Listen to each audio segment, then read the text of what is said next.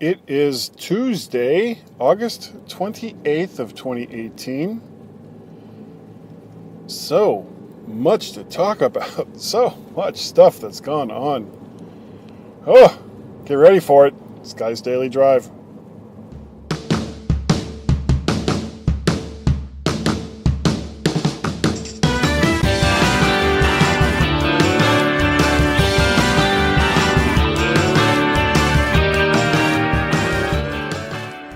Good morning, daily drivers.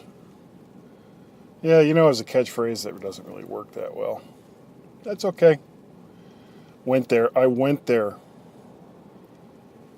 Well, I haven't done a Guy's Daily Drive since last Thursday, which was the day after I went with my son Peter and his significant other Liza to Hershey Park, where I got a little bit of sunburn and lots of exercise, walking around, and squeezed into tiny restraining systems in big roller coasters. Though sometimes not, because they just wouldn't fit me. Anyway, the next day, that Friday, which was the 24th, I think, my wife and I got up and we started to prepare ourselves for in the grand scheme of things, not a super long car trip, but it was a significant car trip to the Jersey Shores, which I had never been to before during the season. Now, I had been there once or twice to visit with our dear friends, Nita and Steve, whose daughter was getting married, which was the whole reason why we were going this time. And we were going to leave later in the morning because a couple of reasons. Number one, because the drive was roughly 5 hours, 4 to 5 hours, and you can't check into most hotels before 3 p.m. There really wasn't any point in leaving super early to avoid traffic. Number one, we were going to hit traffic no matter what we did. Like, for example, say we had left at 6 in the morning. We would have avoided traffic here in the D.C. area, morning rush hour traffic. But because you had to go in and out of Baltimore, we still would have hit morning rush hour traffic there. So why bother? And so we didn't. Plus, we wanted to stop and see my brother and his wife they live like right on the border of Maryland and Delaware, pretty close, Havre de Grace. And we wanted to stop and visit with them and have lunch with them. So we didn't even bother to pack until we got up the next day. So we get up and we start to pack our stuff. And naturally, when you do that kind of last minute packing, things get forgotten. And of course they were. That's okay. We pretty much had everything we needed, and the original plan was to drive down on Friday. The wedding was Saturday. Sunday was the day we had to check out of our hotel in New Jersey, but it was kind of an option day. We didn't necessarily have to be back on Sunday for me to go to work on Monday, because I had already taken that Monday off. And as it turned out, that was a good thing. So we actually ended up leaving later on Friday. The original plan was to leave about 9, and we weren't out the door and in the car and driving till about 9:30,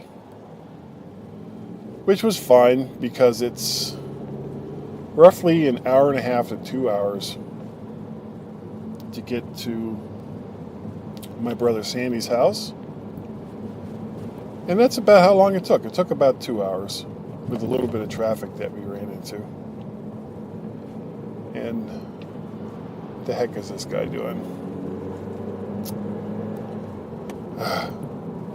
Stupid people driving, which we ran into a lot of on the way.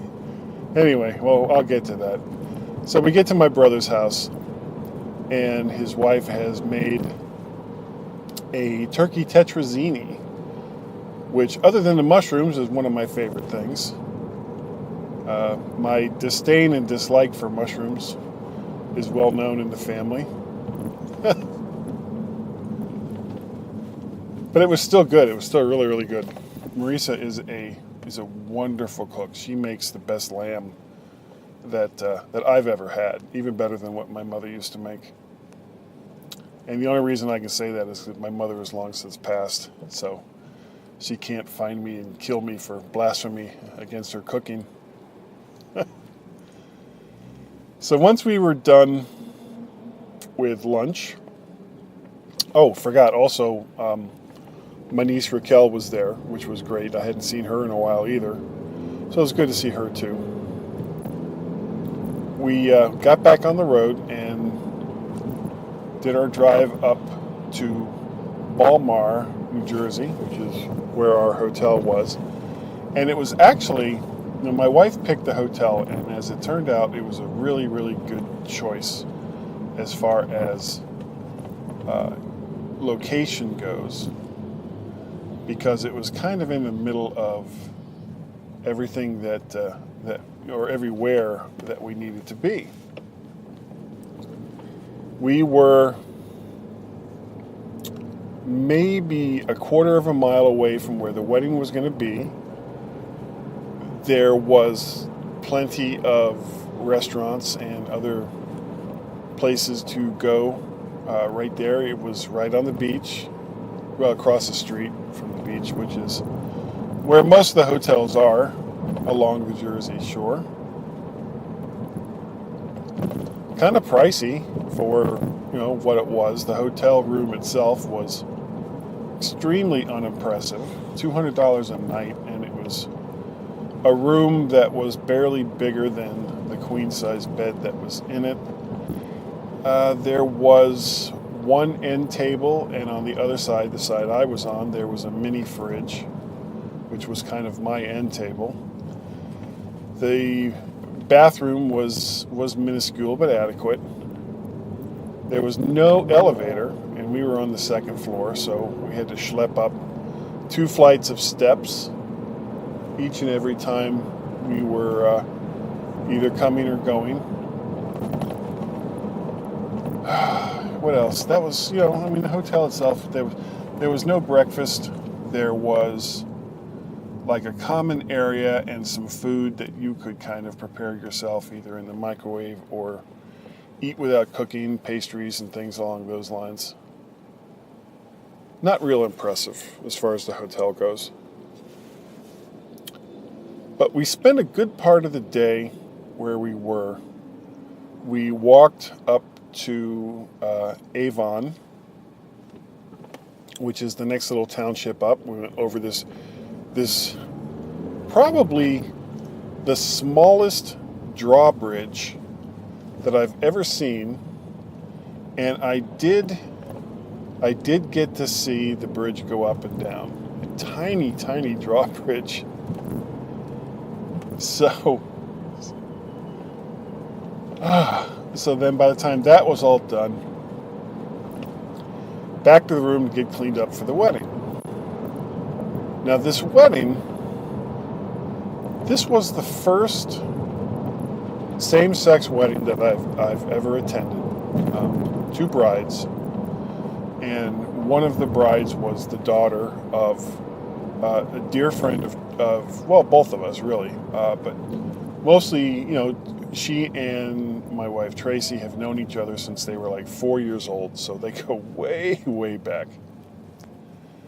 And so her daughter was getting married, and there was a couple of things that made this a unique experience. Number one, I guess, the same-sex part, though, whatever. I'd never attended a wedding on the beach before. I had never attended, to my knowledge, that I can recall, a Jewish wedding, because they were both brides were Jewish. As a matter of fact, Julie's bride, not the Julie that we knew, but the other bride, was from Israel, and there was a large contingent from Israel there. So it was from what I was led to believe, a traditional Jewish wedding. They held up a kind of a covering with 4 large sycamore branches. And hold on, some idiot won't go with a left-hand turn. There he goes. Yay, you're an idiot. So, people holding up the covering for the wedding recipients with these big sycamore branches. And there was some singing and some dancing. And the weird thing was, on the invitation, it said that the ceremony was supposed to begin at 5 o'clock. So Tracy and I were there by 4:30, and we walk out into the sand and we find a couple of chairs. And they actually had put down, not really towels, they were like silk coverings for people to sit or kneel on in the sand. And a lot of people did take advantage of that. Tracy and I did not, because it wasn't like we were super dressed up because we knew it was going to be on the beach, but we weren't going to sit on the sand. But instead, what that turned out to be was kind of a rehearsal, because a lot of the people, because they were coming from different parts of the country, in fact, different parts of the world, they hadn't had time to rehearse. So they all got there and they were rehearsing, and we didn't realize that until one of the people was like, okay, I'm going to pretend to be Julie for the sake of this rehearsal. And I was like, okay, so this isn't the beginning of the actual thing, this is still the rehearsal. And then they made an announcement, finally, that there was a pre-wedding reception from 5 to 6 in the room where the main reception was going to be. So we went up there and got an alcoholic drink, which was quite tasty. It was raspberry Sprite and I think vodka. Very, very, so good. And then they were bringing food around, hors d'oeuvres, things like that. And one of my personal favorites, they had sliders. And oh my God, hamburger sliders. They were so good. And they kept bringing all of these hors d'oeuvres around, not just before the wedding, but after the wedding as well, so that by the time they actually said, okay, the dinner food is ready, I wasn't really even that hungry anymore. I'd eaten so many hors d'oeuvres, which I guess was a mistake. But the wedding itself was beautiful. Both brides were very lovely, and things went off pretty much without a hitch. So after that, we all go back up to where the reception is, and both brides are involved in theater. So there were a lot of people there who also were involved in the theater. And there were like 4 productions that this theater group had come up with in order to celebrate this wedding. A couple of them were very well done. There was kind of a karaoke lip sync thing that they did that was kind of clever.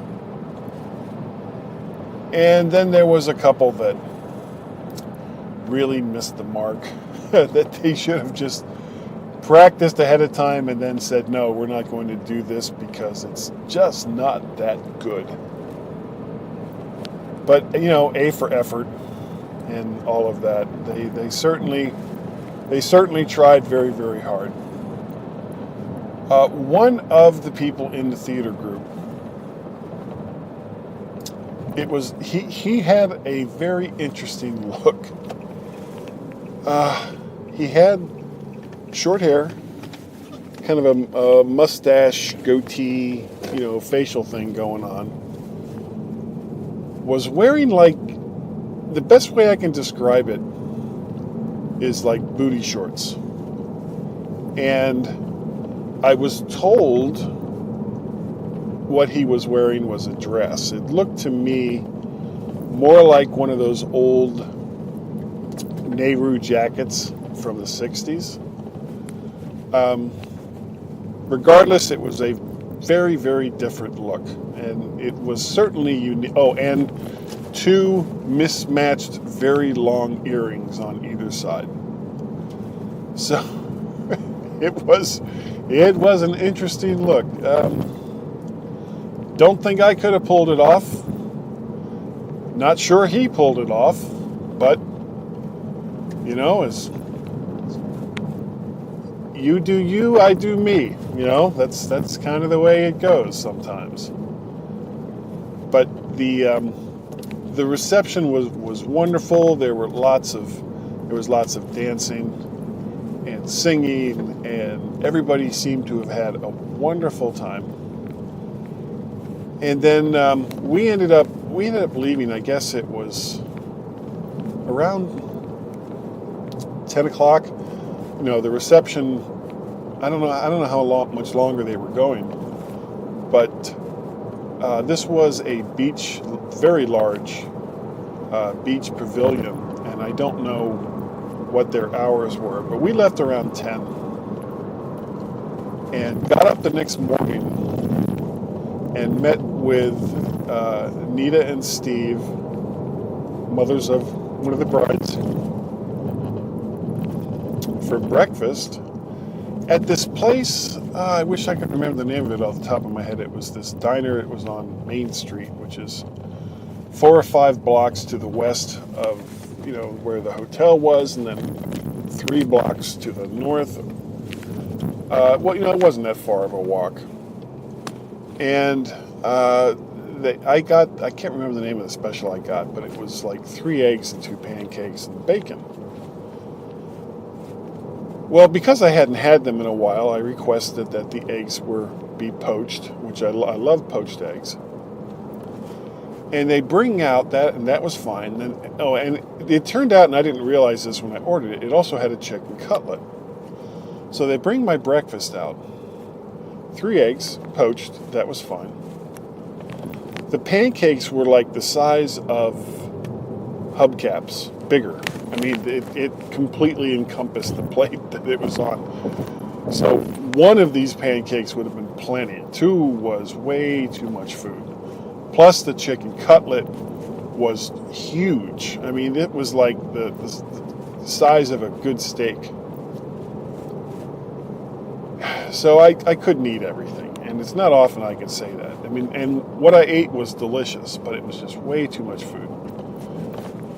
So after that, we did the drive back home. Stopped again at my brother Sandy's in Havre de Grace, where we had lunch at a place on the bay with his wife and their granddaughter. And, then we went home from there. I mean, all in all, it was a great trip. And all the things that I thought were kind of weird aside, I would do it again in a heartbeat. I think about this. I think that the Jersey Shore is probably, during the season, easier to get to and damn near close to faster to get to than probably Ocean City or Virginia Beach here in Virginia because of the way traffic is. So I would do that again too. I really enjoyed my time. And I think that's going to about do it. I'm here at work now. If you would like to get a hold of me, you can reach me, guy@mymac.com, probably.